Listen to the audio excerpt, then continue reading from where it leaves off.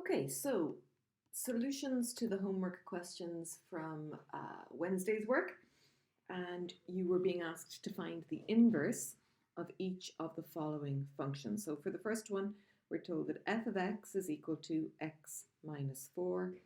X is a real number. You can sort of ignore the domain if you want for the majority of these.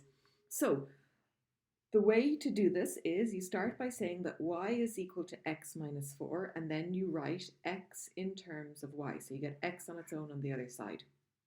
I'm going to turn my whole equation around. So if y is equal to x minus 4, then of course x minus 4 is equal to y. So x is equal to y plus 4, like that. And then you replace the x value with your f inverse, f minus 1 symbol, and we say f inverse of x is x plus 4, and we replace the y with x.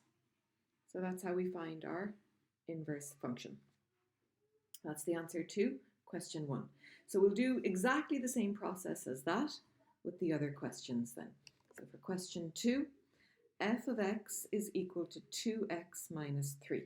First thing to do is write this as y equals 2x minus 3, and then we want to write x in terms of y. So 2x is equal to y plus 3, divide across by 2. This is manipulating the formula. So x is equal to y plus 3 all over 2. And we just rewrite this. Instead of x, we write down f inverse of x. And instead of y, we write x plus 3 over 2. And there's the answer. So I hope you can follow that. Exactly the same steps every time. Question 3, f of x is equal to 5x plus 3.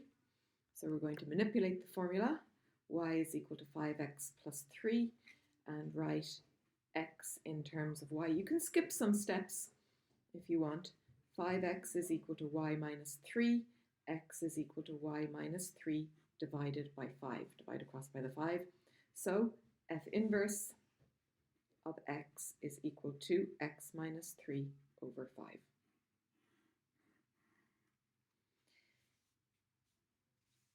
Question 4.